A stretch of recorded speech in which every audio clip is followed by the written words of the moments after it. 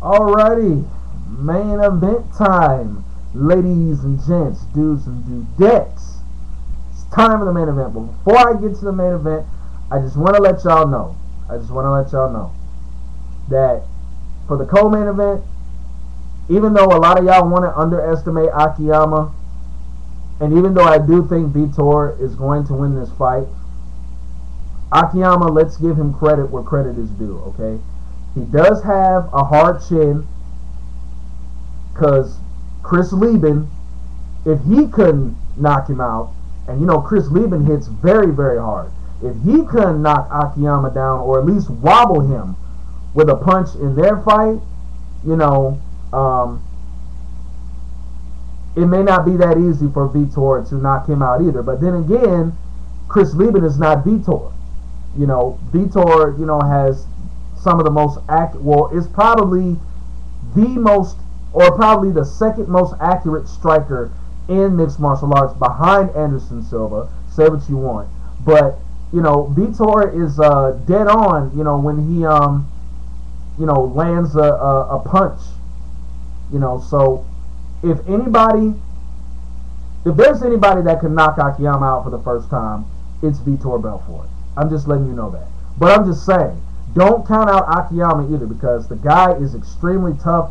He could take a lot of hits, you know. So I'm hoping that my prediction is right with Vitor knocking him out somewhere in the third round. But you know, if Vitor has to revert to his wrestling, has to revert to his wrestling slash jiu-jitsu tools, then use them, you know. But you know, I'm just saying, if there's anybody that I know that has the ability to knock Akiyama out, it's Vitor Belfort, you know. So just want to make that known.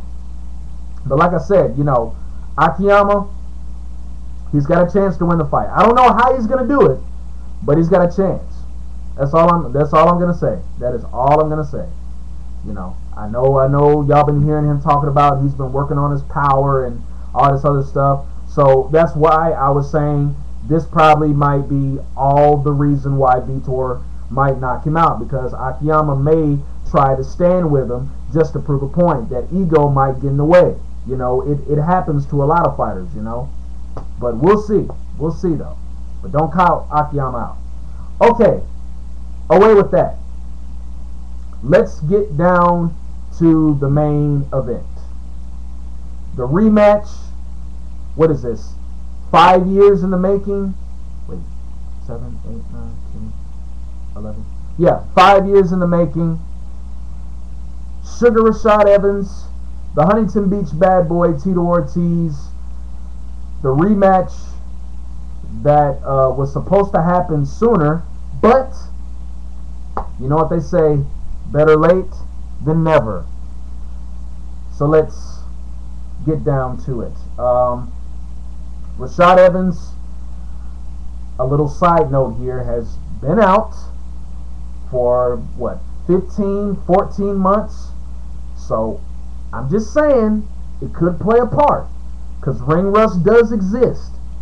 You know, ask Vitor Belfort himself, ask Shogun, you know, ask Rampage. You know, you can even ask Chael Sonnen. You know, ring rust does exist. It is real. That's all I'm saying. I mean, it may not affect Rashad Evans. Rashad Evans might come into the fight this evening not missing a beat.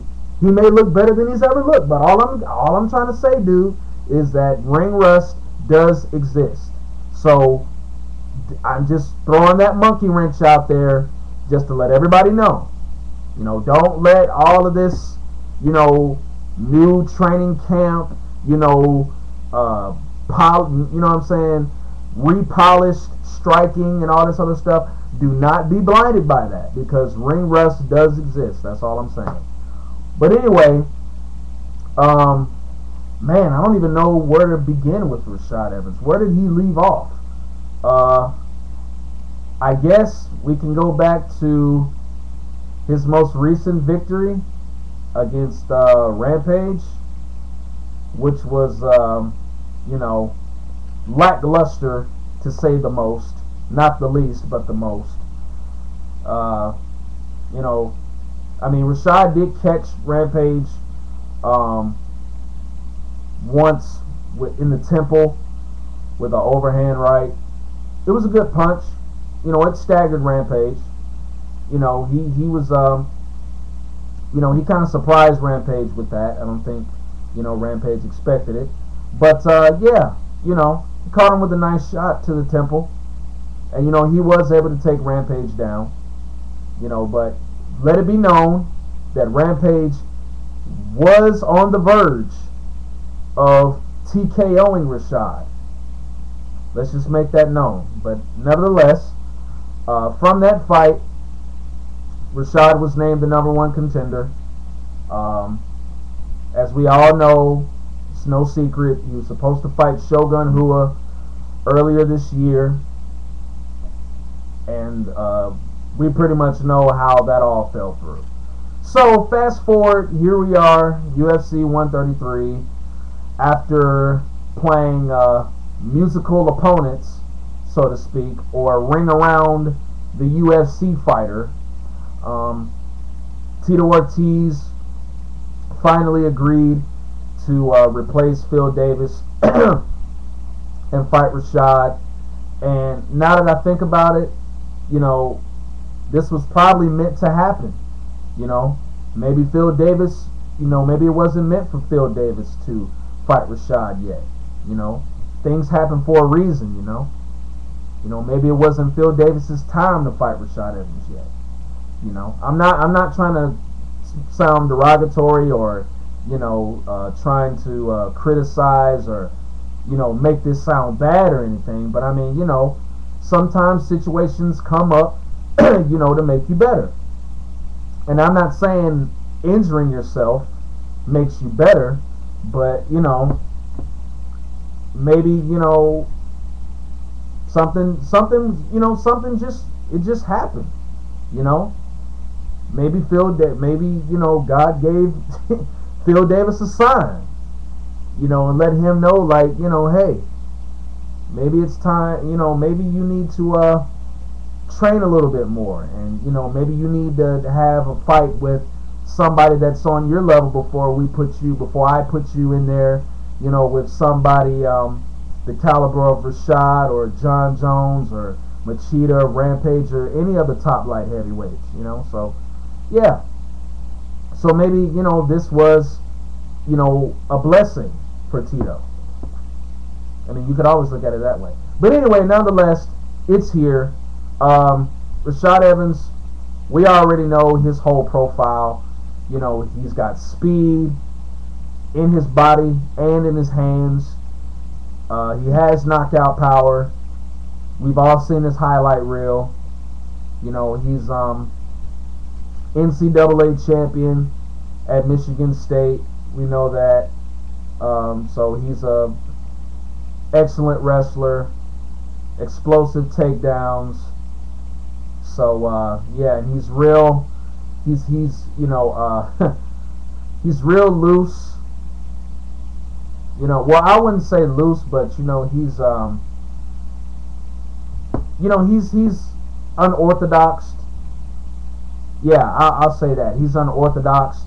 You know, it kind of has, you know, a herky-jerky style. I know that's an old cliche, but, you know, it has that herky-jerky style of, you know, just moving, you know, in different forms and ways to, you know, where he can catch his opponents, you know, standing or, you know, set up a takedown and stuff.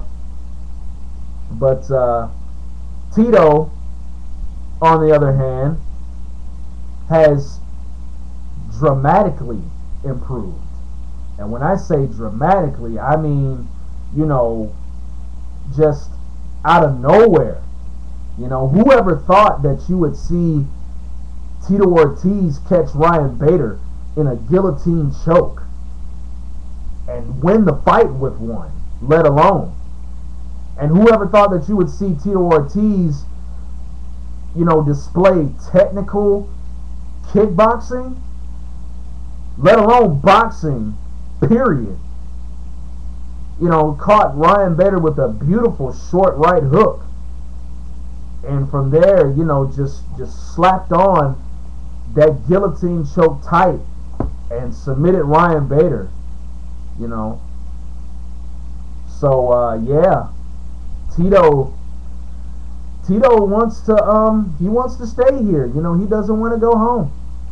You know, and we're gonna see if Tito has kept up, you know, that same well-rounded mindset that he brought into the Ryan Bader fight with him.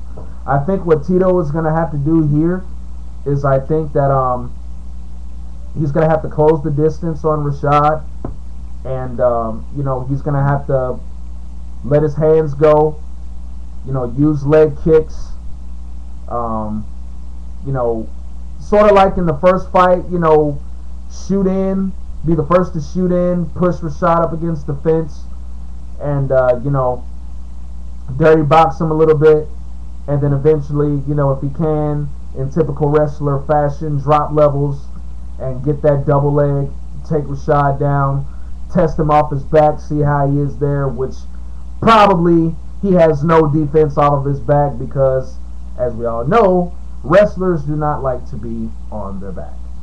But in this case, not only is Tito Ortiz a good wrestler, but he's also the better jiu-jitsu fighter as well. Tito's jiu-jitsu skills have vastly improved as well. So I think for that matter alone gives him an advantage on the mat against Rashad, who is your more typical one-dimensional wrestler who supposedly has a jiu-jitsu black belt. Supposedly. But what I think is going to end up happening, honestly, I think this fight is, I think it might stay standing for most of it. I think it might stay standing for most of the fight. I think both men are going to want to look to stuff each other's takedowns, and I think they probably might stuff each other's takedowns. And I believe that that Tito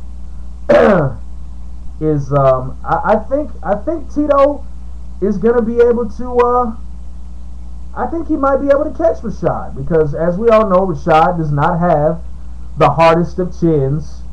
Lyoto Machida proved that. Rampage proved that. You know. So yeah. So if Tito can land, you know, that one accurate punch, Rashad's going to go down. And, you know, Tito is no Chuck Liddell. You know, he's not going to, you know, just stand in there and, you know, trade with Rashad like Chuck did. I think, you know, from this reinvigorated side of Tito, I think he's become a lot more smarter and a lot more strategic. And I think that's the approach he's going to take tonight. I think he's going to use, you know, the whole arsenal of strikes. I think we're going to see leg kicks. We're going to see spinning back fists, elbows, you know, combinations, hooks, all that stuff. And I think what's going to end up happening is, I think that Rashad, I can see Rashad, you know, going for the overhand right that he likes to use, and I see Tito ducking that and landing. I think he might land, you know, a right hook of his own from a counter, and I think Rashad's going to get stunned by that, and I think, you know, Tito's going to, you know, keep pummeling Rashad till he goes down, and I can see Rashad half limp and Tito getting his back, and I think Tito's going to choke Rashad out with a rear naked.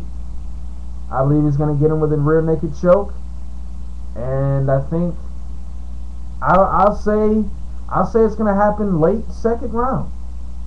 So I'm going to go with Tito Ortiz to pull another shockwave, send another shockwave through the MMA world, and upset Rashad Evans and submit Rashad in the late second round with a rear naked choke. There you go. I said it. UFC 133. Enjoy the fights. Prepare to be amazed, people. Prepare to be amazed. Peace.